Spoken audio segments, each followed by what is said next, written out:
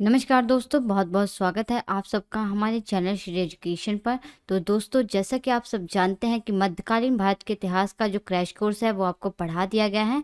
तो आज से हम मध्यकालीन भारत के इतिहास के जितने भी इम्पोर्टेंट क्वेश्चन हैं वो सभी क्वेश्चन टॉपिक वाइज कवर करेंगे। तो आज के इस वीडियो हम मध्यकालीन भारत के इतिहास का जो पहला चैप्टर है, भारत पर मुस्लिम आक्रमण, इससे संबंधित टॉप 20 क्वेश्चन डिस्कस करेंगे। ये वही क्वेश्चन है जो कि आपके एग्जाम में बार बार पूछे गए हैं और आपके आने वाली परीक्षा में भी पूछे जा सकते हैं। तो अगर आप किसी भी कॉम्पिटिटिव एग्जाम की तैयारी कर रहे हैं, like SSC, CGL, UPSC, railway, NTPC, किसी भी गवर्नमेंट एग्जाम की अगर आप तैयारी कर रहे हैं तो यकीन मानिए ये वीडियो आपके लिए बहुत ही ज़्यादा हेल्पफुल होगा। तो इस वीडियो को बिल्कुल भी मत मिस करिएगा, शुरू से लेकर लास्ट तक देखिएगा। कोई भी डाउट हो तो कमेंट करके ज़रूर पूछिएगा। और वीडियो स्टार्ट करने से पहले फ्रेंड्स मैं आपको बता दूं कि अगर आपने मध्यकालीन भारत के इतिहास का क्रैश कोर्स नहीं पढ़ा है तो उसे ज़रूर पढ़िएगा। उसे पढ़ने के बाद अगर आप इस वीडियो को देखेंगे तो आपको सभी क्वेश्चन बहुत ही आसान तरीके से समझ आएंगे। तो चलिए शुरू करते हैं। आज का हमारा पहला क्वेश्चन है, पैगंबर हजरत मोहम्मद का जन्म कब हुआ था। आपको बताना है जो पैगंबर हजरत मोहम्मद थे इनका जन्म कब हुआ था। तो इसका राइट आंसर हो जाएगा ऑप्शन डी, 570 ईस्वी में। पैगंबर हजरत मोहम्मद का जन्म 570 ईस्वी में हुआ था। अब यहाँ पे आपको पता होना चाहिए कि पैगंबर हजरत मोहम्मद का जन्म कहाँ हुआ था। तो पैगंबर हजरत मोहम्मद का जो जन्म है वो मक्का शहर में हुआ था। मक्का शहर ये वर्तमान में कहाँ पे है, तो मक्का शहर ये वर्तमान में सऊदी अरब में है। ये शहर कहाँ पे है वर्तमान में, तो मक्का शहर ये वर्तमान में सऊदी अरब में है। इंपॉर्टेंट क्वेश्चन है। नेक्स्ट क्वेश्चन आपको पता होना चाहिए, जो पैगंबर हजरत मोहम्मद थे इनकी मृत्यु कब हुई थी। तो पैगंबर हजरत मोहम्मद की मृत्यु 632 ईस्वी में हुई थी। तो इतनी इंपॉर्टेंट बातें थी इस क्वेश्चन के बारे में। नेक्स्ट क्वेश्चन है, हिंद यानी कि भारत की जनता के संदर्भ में हिंदू शब्द का प्रथम बार प्रयोग किसने किया था। आपको बताना है कि हमारे भारत की जनता को सबसे पहले हिंदू नाम से किसने संबोधित किया था। अरबों ने किया था कि यूनानियों ने किया था कि ईरानियों ने किया था कि चीनियों ने किया था। तो इसका राइट आंसर हो जाएगा ऑप्शन बी, अरबों ने। भारत की जनता के संदर्भ में हिंदू शब्द का सबसे पहले प्रयोग अरबों ने किया था। अब आपको पता होना चाहिए कि यूनानियों ने हमारे भारत को क्या कहकर संबोधित किया है और ईरानियों ने हमारे भारत को क्या कहकर संबोधित किया है। तो यूनानियों ने हमारे भारत को इंडिया कहकर संबोधित किया है, जबकि जो ईरानी थे इन्होंने हमारे भारत को हिंदुस्तान कहकर संबोधित किया है। मोस्ट इंपॉर्टेंट क्वेश्चन है, ये क्वेश्चन एग्जाम में पूछा गया है कि ईरानियों ने और यूनानियों ने हमारे भारत को क्या कहकर संबोधित किया है। यूनानियों ने हमारे भारत को इंडिया कहकर संबोधित किया है, जबकि जो ईरानी थे इन्होंने हमारे भारत को हिंदुस्तान कहकर संबोधित किया है। नेक्स्ट क्वेश्चन है, भारत पर पहला मुस्लिम आक्रमण किस वर्ष हुआ था। आपको बताना है कि हमारे भारत पर पहला मुस्लिम आक्रमण कब हुआ था। तो इसका राइट आंसर हो जाएगा ऑप्शन ए, 712 ईस्वी में। हमारे भारत पर पहला मुस्लिम आक्रमण 712 ईस्वी में हुआ था। अब आपको पता होना चाहिए कि हमारे भारत पर पहला मुस्लिम आक्रमण किसने किया था। यूनानियों ने किया था कि ईरानियों ने किया था कि अरबों ने किया था कि चीनियों ने किया था। तो हमारे भारत पर जो पहला मुस्लिम आक्रमण है ये अरबों ने किया था। ठीक है। नेक्स्ट क्वेश्चन आपको पता होना चाहिए कि भारत पर पहला मुस्लिम आक्रमण जो हुआ था ये किसके नेतृत्व में हुआ था। तो भारत पर जो पहला मुस्लिम आक्रमण हुआ था ये मोहम्मद बिन कासिम के नेतृत्व में हुआ था। किसके नेतृत्व में हमारे भारत पर पहला मुस्लिम आक्रमण हुआ था, तो मोहम्मद बिन कासिम के नेतृत्व में हमारे भारत पर पहला मुस्लिम आक्रमण हुआ था। ये भी क्वेश्चन मोस्ट इंपॉर्टेंट है, नोट डाउन कर लीजिएगा। फ्रेंड्स मैं आपको बता दूं, कहीं कहीं आपको देखने को मिलेगा कि भारत पर पहला मुस्लिम आक्रमण जो है वो 711 ईस्वी में हुआ है। तो कहीं कहीं 711 ईस्वी बताया गया है, कहीं कहीं 712 ईस्वी बताया गया है। तो अगर ऑप्शन में 711 ईस्वी आता है तो आपने कंफ्यूज नहीं होना है, आप 711 ईस्वी पर भी टिक कर सकते हैं। ठीक है, क्योंकि कई पुस्तकों में ये बताया गया है कि भारत पर पहला मुस्लिम आक्रमण 711 ईस्वी में हुआ था। ठीक है। नेक्स्ट क्वेश्चन है, इनमें से कौन गजनी राजवंश का संस्थापक था। आपको बताना है कि इनमें से किसने गजनी साम्राज्य की स्थापना की थी। तो इसका राइट आंसर हो जाएगा ऑप्शन बी, अलप्तगीन ने। गजनी राजवंश की स्थापना अलप्तगीन ने की थी। अब आपको पता होना चाहिए कि गजनी राजवंश की स्थापना कब की गई थी। तो गजनी साम्राज्य की स्थापना 932 ईस्वी में की गई थी। किसने की थी इस राजवंश की स्थापना, तो अलप्तगीन ने की थी। ठीक है। अब आपको पता होना चाहिए कि जो गजनी साम्राज्य था इसे और किस नाम से जाना जाता है। तो गजनी राजवंश को यामनी वंश के नाम से भी जाना जाता है। अगर आपसे ये क्वेश्चन पूछा जाए कि यामनी वंश के नाम से किस साम्राज्य को जाना जाता है, तो गजनी राजवंश को ही यामनी वंश के नाम से जाना जाता है? ये भी मोस्ट इंपॉर्टेंट क्वेश्चन है। अब यहाँ पे अलप्तगीन का नाम आया है तो आपको पता होना चाहिए कि अलप्तगीन ये कौन था।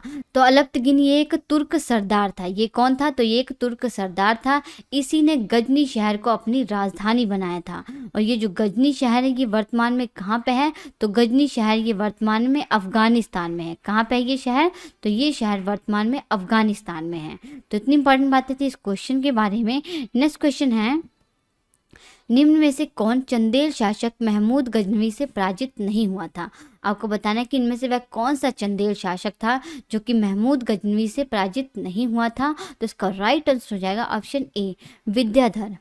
विद्याधर चंदेल वंश का बहुत ही शक्तिशाली और बहुत ही बुद्धिमान शासक था। यही महमूद गजनवी से पराजित नहीं हुआ था। यहाँ पे महमूद गजनवी का नाम आया तो इससे संबंधित बहुत से इंपॉर्टेंट क्वेश्चन आपको मालूम होना चाहिए। सबसे पहले तो आपको पता होना चाहिए जो महमूद गजनवी था इसका जन्म कब हुआ था। तो महमूद गजनवी का जन्म 971 ईस्वी में हुआ था। और इसकी मृत्यु कब हुई थी? तो इसकी मृत्यु 1030 ईस्वी में हुई थी। ठीक है। अगर आपसे ये क्वेश्चन पूछा जाए कि महमूद गजनवी ये किसका पुत्र था? तो महमूद गजनवी सुबुक्तगीन का पुत्र था। ये किसका पुत्र था? तो ये सुबुक्तगीन का पुत्र था। और सुबुक्तगीन ये कौन था ये भी आपको पता होना चाहिए। तो सुबुक्तगीन ये अलप्तगीन का दामाद था। अलप्तगीन का दामाद कौन था? तो सुबुक्तगीन जो था ये अलप्तगीन का गुलाम भी था और इसका दामाद भी था। अलप्तगीन को तो आप जानते ही होंगे ये कौन था। तो अलप्तगीन ने ही गजनी राजवंश की स्थापना की थी। कब की थी? तो 932 ईस्वी में की थी। एक बार फिर से रिपीट कर रही हूँ, गजनी राजवंश की जो स्थापना है वो अलप्तगीन ने की थी। और जो सुबुक्तगीन था ये अलप्तगीन का दामाद भी था और इसका गुलाम भी था। और जो मोहम्मद गजनवी है ये सुबुक्तगीन का पुत्र था। ठीक है। मोस्ट इंपॉर्टेंट क्वेश्चन है। इस तरह लिंक करके अगर आप पढ़ेंगे तो आपको सभी चीज़ें बहुत ही आसान तरीके से याद हो जाएंगी। अब आपको पता होना चाहिए कि महमूद गजनवी ने चंदेलों पर प्रथम आक्रमण कब किया था। तो महमूद गजनवी ने चंदेलों पर प्रथम आक्रमण 1019 और 1020 ईस्वी के बीच में किया था। ठीक है। अगर आपसे ये क्वेश्चन पूछा जाए कि महमूद गजनवी ने चंदेलों पर दूसरा आक्रमण कब किया था। तो महमूद गजनवी ने चंदेलों पर जो दूसरा आक्रमण है वो 1022 ईस्वी में किया था। ये भी क्वेश्चन इंपॉर्टेंट है। अगर आपसे ये क्वेश्चन पूछा जाए जो महमूद गजनवी था इसने हमारे भारत पर कितनी बार आक्रमण किया था। तो महमूद गजनवी ने हमारे भारत पर कुल 17 बार आक्रमण किया था। इसने हमारे भारत पर पहला आक्रमण कब किया था ये भी आपको पता होना चाहिए। तो महमूद गजनवी ने हमारे भारत पर जो पहला आक्रमण है वो 1001 ईस्वी में किया था। किसके विरुद्ध किया था? तो जयपाल के विरुद्ध किया था। जयपाल ये कौन था? तो ये हिंदू शाही वंश का एक शासक था। इसी के विरुद्ध महमूद गजनवी ने हमारे भारत पर पहला आक्रमण किया था। कब किया था? तो 1001 ईस्वी में किया था। इंपॉर्टेंट क्वेश्चन है। नेक्स्ट क्वेश्चन आपको पता होना चाहिए कि महमूद गजनवी ने हमारे भारत पर अंतिम आक्रमण यानी कि 17वां आक्रमण कब किया था। तो महमूद गजनवी ने हमारे भारत पर जो अंतिम आक्रमण है यानी कि जो 17वां आक्रमण है ये 1027 ईस्वी में किया था। किसके विरुद्ध किया था? तो जाटों के विरुद्ध किया था। ये सभी क्वेश्चन इंपॉर्टेंट है। एग्जाम में बहुत बार यहाँ से क्वेश्चन पूछे गए हैं। अगर आपसे ये क्वेश्चन पूछा जाए कि महमूद गजनवी का सबसे प्रसिद्ध आक्रमण कौन सा था। तो महमूद गजनवी का जो सबसे प्रसिद्ध आक्रमण था वो था 16वां आक्रमण। महमूद गजनवी का जो 16वां आक्रमण था वो सबसे प्रसिद्ध आक्रमण था। 16वां आक्रमण महमूद गजनवी ने हमारे भारत पर कब किया था। तो महमूद गजनवी ने 16वां आक्रमण 1025 और 1026 ईस्वी के बीच में किया था। कहाँ पे किया था? तो सोमनाथ मंदिर पर किया था। सोमनाथ मंदिर को इसने 1025 और 1026 ईस्वी के बीच में लूटा था। और यही महमूद गजनवी का सबसे प्रसिद्ध आक्रमण था। और सोमनाथ का मंदिर ये कहाँ पे है? तो सोमनाथ का मंदिर ये वर्तमान में गुजरात के सौराष्ट्र में है। मोस्ट इंपॉर्टेंट क्वेश्चन है। ये भी क्वेश्चन एग्जाम में पूछा गया है। तो इतनी इंपॉर्टेंट बातें थी इस क्वेश्चन के बारे में। नेक्स्ट क्वेश्चन है, महमूद गजनवी का दरबारी इतिहासकार कौन था। आपको बताना कि इनमें से कौन सा दरबारी इतिहासकार था महमूद गजनवी का। देखिए महमूद गजनवी के दरबार में बहुत से प्रमुख व्यक्ति रहा करते थे जैसे कि फिरदौसी, उतबी, अलबरूनी, बेहाकी, ये सभी महमूद गजनवी के दरबार के प्रमुख व्यक्ति थे। लेकिन यहाँ पे आपसे क्वेश्चन पूछा गया कि महमूद गजनवी का दरबारी इतिहासकार कौन था। तो इसका राइट आंसर हो जाएगा ऑप्शन डी, उतबी। महमूद गजनवी का दरबारी इतिहासकार उतबी था। अब यहाँ पे उतबी का नाम आया तो आपको मालूम होना चाहिए कि उतबी ने किन पुस्तकों की रचना की है। तो उतबी ने किताबुल यामनी और तारीख यामनी इन 2 पुस्तकों की रचना की है। मोस्ट इंपॉर्टेंट क्वेश्चन है। तो कई बार क्वेश्चन ऐसे भी एग्जाम में पूछा गया है कि किताबुल यामनी या तारीख यामनी पुस्तक की रचना किसने की है, तो उत्बी ने किताबुल यामनी और तारीख यामनी नामक 2 पुस्तकों की रचना की है। मोस्ट इंपॉर्टेंट क्वेश्चन है। नेक्स्ट क्वेश्चन है, शाहनामा का लेखक कौन था? आपको बताना है कि जो शाहनामा पुस्तक है इसकी रचना किसने की है, तो इसका राइट आंसर हो जाएगा ऑप्शन सी, फिरदौसी ने। शाहनामा पुस्तक की रचना फिरदौसी ने की है। अब यहाँ पे जो ऑप्शन में लेखकों के नाम दिए गए हैं, आपको मालूम होना चाहिए कि इन्होंने किन किन पुस्तकों की रचना की है। तो पहला ऑप्शन है बैहाकी। बैहाकी ने किस पुस्तक की रचना की है? तो बैहाकी ने तारीख सुबुक्तगीन नामक पुस्तक की रचना की है। और दूसरा ऑप्शन है अल-बरूनी। अल-बरूनी ने किस पुस्तक की रचना की है? तो अल-बरूनी ने तहकीक हिंद और किताब उल हिंद नामक 2 पुस्तकों की रचना की है। उसके बाद है फिरदौसी। फिरदौसी ने किस पुस्तक की रचना की है? तो फिरदौसी ने शाहनामा पुस्तक की रचना की है। और नेक्स्ट ऑप्शन है उत्बी। उत्बी ने किस पुस्तक की रचना की है? तो उत्बी ने किताबुल यामनी और तारीख यामनी नामक 2 पुस्तकों की रचना की है। मोस्ट इंपॉर्टेंट क्वेश्चन है, यहाँ से क्वेश्चन एग्जाम में पूछे जा सकते हैं। नेक्स्ट क्वेश्चन है, महमूद गजनवी के साथ भारत आने वाला प्रसिद्ध इतिहासकार कौन था? तो आपको बताना है कि इनमें से वह कौन सा इतिहासकार था जो कि महमूद गजनवी के साथ भारत आया था। तो इसका राइट आंसर हो जाएगा ऑप्शन ए, अल-बरूनी। अल-बरूनी महमूद गजनवी के साथ भारत आने वाला प्रसिद्ध इतिहासकार था। अब आपको मालूम होना चाहिए कि अल-बरूनी ये भारत कब आया था। तो अल-बरूनी ये महमूद गजनवी के साथ 11वीं सदी में भारत आया था। और अल-बरूनी का पूरा नाम क्या है, ये भी एग्जाम में क्वेश्चन पूछा गया है। तो अल-बरूनी का पूरा नाम अब्बू रेहान मोहम्मद है। इसका पूरा नाम अब्बू रेहान मोहम्मद है। मोस्ट इंपॉर्टेंट क्वेश्चन है, ये भी क्वेश्चन एग्जाम में पूछा गया है, नोट डाउन कर लीजिएगा। अभी मैंने आपको पीछे क्वेश्चन में बताया था कि अल-बरूनी ने किन किन पुस्तकों की रचना की है। तो अल-बरूनी ने किताबुल हिंद और तहकीक हिंद नामक 2 पुस्तकों की रचना की है। इंपॉर्टेंट है। नेक्स्ट क्वेश्चन है, निम्नलिखित कथनों में से कौन अल-बरूनी के संबंध में सही नहीं है? आपको बताना है कि इनमें से वह कौन सी बात है जो कि अल-बरूनी के संबंध में सही नहीं है। तो चलिए लाइन वाइज देख लेते हैं। तो पहला ऑप्शन है कि उसका ग्रंथ उस समय के जीवित भारत से प्रभावित था। ये जो बात कही गई है ये सत्य है, क्योंकि जो अल-बरूनी था इसे भारतीय इतिहास का पहला जानकार कहा जाता है। और नेक्स्ट क्वेश्चन है कि वह संस्कृत का विद्वान था। ये भी बात सत्य है, जो अल-बरूनी था वह संस्कृत का बहुत ही बड़ा विद्वान था। और नेक्स्ट ऑप्शन है कि वह त्रिकोणमति का विशेषज्ञ था। ये भी बात सत्य है, जो अल-बरूनी था वो त्रिकोणमति का विशेषज्ञ था। ऑप्शन डी है कि वह एक धर्मनिरपेक्ष लेखक था।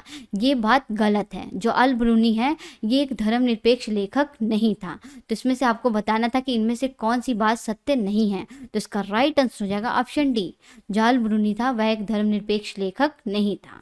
नेक्स्ट क्वेश्चन है, पुराणों का अध्ययन करने वाला प्रथम मुसलमान कौन था? आपको बताना है कि इनमें से वह कौन सा प्रथम मुसलमान था जिसने पुराणों का अध्ययन किया था। तो उसका राइट आंसर हो जाएगा ऑप्शन बी, अल-बरूनी। पुराणों का अध्ययन करने वाला प्रथम मुसलमान अल-बरूनी था। अब यहाँ पे आपको मालूम होना चाहिए कि अल-बरूनी इसका जन्म कहाँ पे हुआ था और कब हुआ था। तो अल-बरूनी का जन्म 973 ईस्वी में हुआ था। कहाँ पे हुआ था? तो ख्वारिज़म में हुआ था। ख्वारिज़म ये शहर कहाँ पे है ये भी आपको मालूम होना चाहिए। तो ख्वारिज़म ये जो शहर है ये वर्तमान में उज्बेकिस्तान में है। इंपॉर्टेंट क्वेश्चन है। और इसकी मृत्यु कहाँ हुई थी? तो इसकी मृत्यु अफगानिस्तान में हुई थी। ठीक है। नेक्स्ट क्वेश्चन है, किसने एक तरफ संस्कृत मुद्रा लेख के साथ चांदी के सिक्के चलवाए थे? तो आपको बताना है कि इनमें से वह कौन सा शासक था जिसने चांदी के सिक्के चलवाए थे और इन चांदी के सिक्कों के एक तरफ संस्कृत में मुद्रा लेख अंकित करवाया था। तो इसका राइट आंसर हो जाएगा ऑप्शन सी, महमूद गजनवी। महमूद गजनवी ने चांदी के सिक्के चलवाए थे और चांदी के सिक्कों के एक तरफ संस्कृत में मुद्रा लेख लिखा हुआ था और दूसरी तरफ अरबी भाषा में मुद्रा लेख लिखा हुआ था। इंपॉर्टेंट क्वेश्चन है। और फ्रेंड्स मैं आपको बता दूं, ये जो चांदी के सिक्के थे इन्हें दिरहम कहा जाता है। अगर आपसे ये क्वेश्चन पूछा है कि चांदी के सिक्कों को क्या कहा जाता था, तो चांदी के सिक्कों को दिरहम कहा जाता था। नेक्स्ट क्वेश्चन है, निम्नलिखित में से मध्य एशिया के किस शासक ने 1192 ईस्वी में उत्तर भारत को जीता था? आपको बताना है कि इनमें से वह कौन सा शासक था जिसने 1192 ईस्वी में उत्तर भारत पर जीत हासिल की थी। तो इसका राइट आंसर हो जाएगा ऑप्शन डी, सिहाबुद्दीन मोहम्मद गोरी। इसने 1192 ईस्वी में उत्तर भारत पर जीत हासिल की थी। अब यहाँ पे मोहम्मद गोरी का नाम आया तो आपको मालूम होना चाहिए कि मोहम्मद गोरी ने किस वंश की स्थापना की थी। तो मोहम्मद गोरी ने गोरी वंश की स्थापना की थी। अगर आपसे ये क्वेश्चन पूछा जाए कि गौरी वंश का संस्थापक कौन था, तो गौरी वंश का संस्थापक मोहम्मद गौरी था। मोस्ट इंपॉर्टेंट क्वेश्चन है। अब आपको पता होना चाहिए कि मोहम्मद गौरी का टाइम पीरियड क्या था। तो मोहम्मद गौरी का टाइम पीरियड 1173 ईस्वी से लेकर 1206 ईस्वी तक था। अगर आपसे ये क्वेश्चन पूछा जाए कि मोहम्मद गौरी ने हमारे भारत पर पहला आक्रमण कब किया था, तो मोहम्मद गौरी ने हमारे भारत पर जो पहला आक्रमण है वो 1175 ईस्वी में किया था। किसके विरुद्ध किया था, तो मुल्तान के विरुद्ध किया था। ठीक है। नेक्स्ट क्वेश्चन आपको मालूम होना चाहिए कि मोहम्मद गौरी ने हमारे भारत पर दूसरा आक्रमण कब किया था। तो मोहम्मद गौरी ने हमारे भारत पर जो दूसरा आक्रमण है वो 1178 ईस्वी में किया था। कहाँ पे किया था, तो गुजरात के पाटन क्षेत्र पर किया था। फ्रेंड्स, मैं आपको बता दूं, जब मोहम्मद गौरी ने हमारे भारत पर दूसरा आक्रमण किया था 1178 ईस्वी में, कहाँ पे किया था, तो गुजरात के पाटन क्षेत्र पर किया था। तो उस समय पाटन क्षेत्र पर किस वंश का अधिकार था, तो उस समय पाटन क्षेत्र पर सोलंकी वंश का अधिकार था। उस समय सोलंकी वंश के शासक कौन थे, तो उस समय सोलंकी वंश के शासक भीमद्वितीय थे। भीमद्वितीय उस समय सोलंकी वंश के शासक थे जब मोहम्मद गौरी ने 1178 ईस्वी में पाटन पर आक्रमण किया था। ठीक है। तो 1178 ईस्वी में क्या हुआ कि भीमद्वितीय और मोहम्मद गौरी के बीच में घमासान युद्ध हुआ था और इस युद्ध में मोहम्मद गौरी की हार हुई थी और यही हार मोहम्मद गौरी की भारत में पहली पराजय थी। मोस्ट इंपॉर्टेंट क्वेश्चन है। अगर आपसे ये क्वेश्चन पूछा जाए कि मोहम्मद गौरी की भारत में पहली पराजय कौन सी थी, तो वो था 1178 का युद्ध, जो कि मोहम्मद गौरी और भीमद्वितीय के बीच में हुआ था। भीमद्वितीय किस वंश से संबंधित थे, तो ये सोलंकी वंश से संबंधित थे। मोस्ट इंपॉर्टेंट क्वेश्चन है। नेक्स्ट क्वेश्चन है, मोहम्मद गौरी को सबसे पहले किसने पराजित किया। मोस्ट इंपॉर्टेंट क्वेश्चन, अभी आपको पीछे क्वेश्चन में बताया गया था कि मोहम्मद गौरी को सबसे पहले किसने पराजित किया था, तो उसका राइट आंसर हो जाएगा ऑप्शन ए, भीमद्वितीय ने। जैसा कि मैंने आपको बताया कि मोहम्मद गौरी ने 1178 ईस्वी में हमारे भारत पर दूसरा आक्रमण किया था। कहाँ किया था, तो गुजरात के पाटन क्षेत्र पर किया था। उस समय पाटन क्षेत्र पर सोलंकी वंश का अधिकार था। उस समय सोलंकी वंश के शासक कौन थे, तो उस समय सोलंकी वंश के शासक थे भीमद्वितीय। और भीमद्वितीय और मोहम्मद गौरी के बीच में ये युद्ध कहाँ पे लड़ा गया था, ये भी आपको मालूम होना चाहिए। तो भीमद्वितीय और मोहम्मद गौरी के बीच में ये जो युद्ध था ये आबू पर्वत के निकट लड़ा गया था। कहाँ पे लड़ा गया था ये युद्ध, तो आबू पर्वत के निकट भीमद्वितीय और मोहम्मद गौरी के बीच में युद्ध हुआ था। और इस युद्ध में किसकी हार हुई थी, तो इस युद्ध में मोहम्मद गौरी की हार हुई थी और यही हार मोहम्मद गौरी की भारत में पहली पराजय थी। मोस्ट इंपॉर्टेंट क्वेश्चन है, ये क्वेश्चन एग्जाम में पूछा गया है। और फ्रेंड्स, मैं आपको बता दूं, जो भीमद्वितीय थे इन्हें मूलराज द्वितीय के नाम से भी जाना जाता है। अगर ऑप्शन में मूलराज द्वितीय दे दिया जाए तो आपने कंफ्यूज नहीं होना है। भीमद्वितीय को ही मूलराज द्वितीय के नाम से भी जाना जाता है। नेक्स्ट क्वेश्चन है, मोहम्मद गौरी ने जयचंद को किस युद्ध में पराजित किया था। आपको बताना है कि इनमें से वह कौन सा युद्ध था जिसमें मोहम्मद गौरी ने जयचंद को पराजित किया था। तो इसका राइट आंसर हो जाएगा ऑप्शन सी, चंदावर का युद्ध। चंदावर के युद्ध में मोहम्मद गौरी ने जयचंद को पराजित किया था। जयचंद ये कहाँ का राजा था, तो जयचंद ये कन्नौज का राजा था। कहाँ का राजा था ये, तो ये कन्नौज का राजा था। मोहम्मद गौरी और जयचंद के बीच में चंदावर का युद्ध हुआ था। कब हुआ था ये युद्ध, तो चंदावर का युद्ध 1194 ईस्वी में लड़ा गया था जिसमें जयचंद की हार हुई थी। मोस्ट इंपॉर्टेंट क्वेश्चन है। अब आपको पता होना चाहिए जो चंदावर स्थान है ये कहाँ पे है, तो चंदावर स्थान ये वर्तमान में उत्तर प्रदेश के फिरोजाबाद जिले में है। किस नदी के तट पर ये स्थान स्थित है, तो चंदावर ये जो शहर है ये यमुना नदी के तट पर स्थित है। मोस्ट इंपॉर्टेंट क्वेश्चन है। नेक्स्ट क्वेश्चन है, वह युद्ध कौन सा था जिसमें भारत में मुस्लिम शक्ति की स्थापना हुई थी। आपको बताना है कि इनमें से वह कौन सा युद्ध था जिसमें भारत में मुस्लिम शक्ति की स्थापना हुई थी। तो इसका राइट आंसर हो जाएगा ऑप्शन बी, तराइन का दूसरा युद्ध। तराइन के दूसरे युद्ध में भारत में मुस्लिम शक्ति की स्थापना हुई थी। अब आपको पता होना चाहिए कि तराइन का दूसरा युद्ध कब लड़ा गया था और किसके किसके बीच में लड़ा गया था। तो तराइन का दूसरा युद्ध 1192 ईस्वी में लड़ा गया था। किसके किसके बीच में तराइन का दूसरा युद्ध लड़ा गया था, तो मोहम्मद गौरी और पृथ्वीराज चौहान के बीच में तराइन का दूसरा युद्ध लड़ा गया था। और इस युद्ध में किसकी हार हुई थी, तो इस युद्ध में पृथ्वीराज चौहान की हार हुई थी। मोस्ट इंपॉर्टेंट क्वेश्चन है। अब यहाँ पे जो ऑप्शन में युद्ध के नाम दिए गए हैं ये भी डिस्कस कर लेते हैं। तो पहला ऑप्शन है कि तराइन का प्रथम युद्ध। अब आपको पता होना चाहिए कि तराइन का प्रथम युद्ध कब लड़ा गया था। तो तराइन का प्रथम युद्ध 1191 ईस्वी में लड़ा गया था। ये युद्ध किसके किसके बीच में लड़ा गया था? तो तराइन का जो प्रथम युद्ध है ये मोहम्मद गोरी और पृथ्वीराज चौहान के बीच में ही लड़ा गया था। इस युद्ध में किसकी हार हुई थी? तो इस युद्ध में मोहम्मद गोरी की हार हुई थी। इंपॉर्टेंट क्वेश्चन है। नेक्स्ट ऑप्शन है कि पानीपत का दूसरा युद्ध। अब आपको पता होना चाहिए कि पानीपत का दूसरा युद्ध कब लड़ा गया था। तो पानीपत का दूसरा युद्ध 1556 ईस्वी में लड़ा गया था।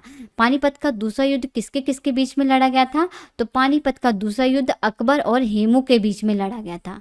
अकबर और हेमू के बीच में पानीपत का दूसरा युद्ध लड़ा गया था। इस युद्ध में किसकी हार हुई थी? तो इस युद्ध में हेमू की हार हुई थी। ठीक है। और पानीपत का प्रथम युद्ध कब लड़ा गया था? तो पानीपत का प्रथम युद्ध 1526 ईस्वी में लड़ा गया था।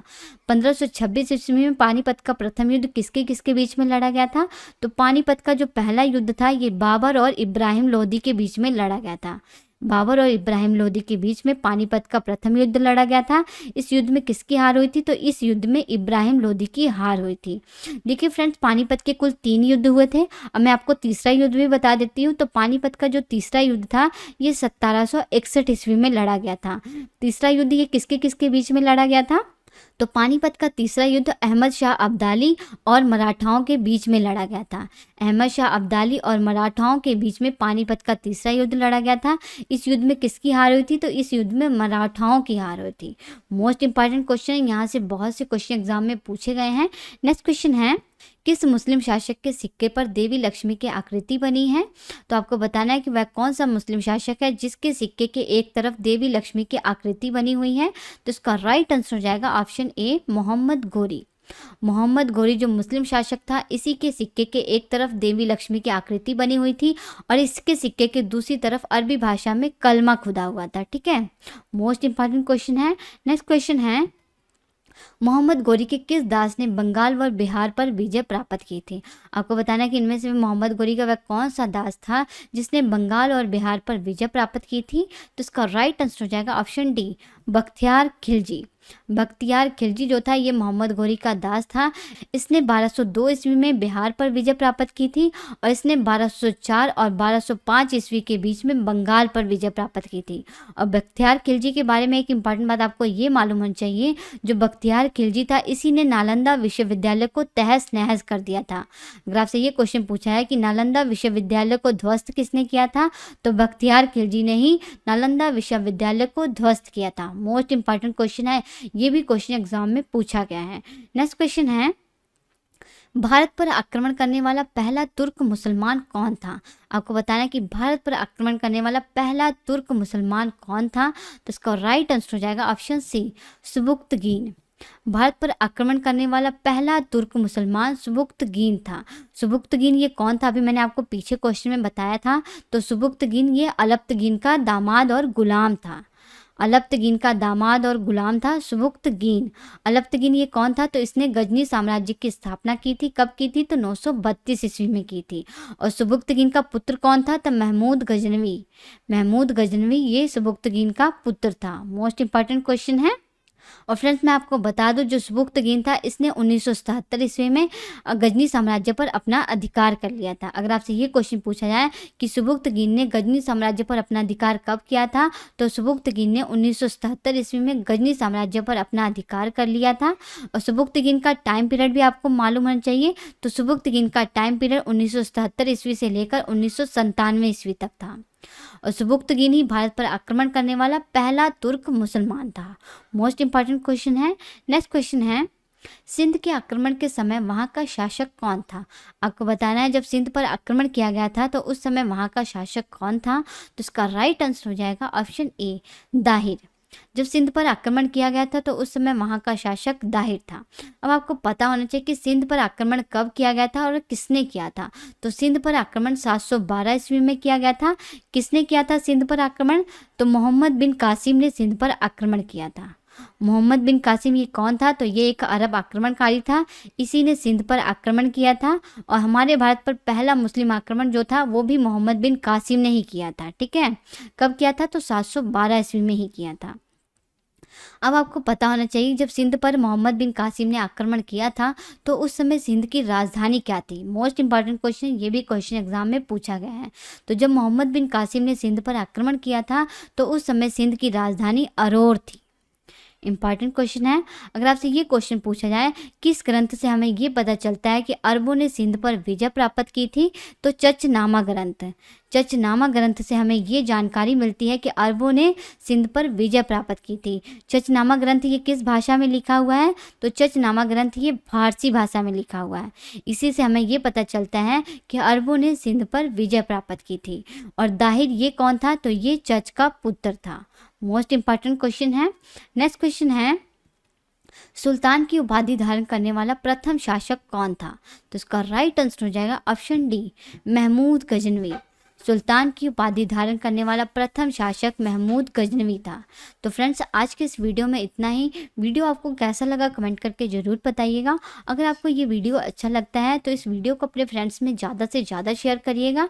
हम आपसे मिलते हैं नेक्स्ट लेक्चर में, तब तक के लिए नमस्कार।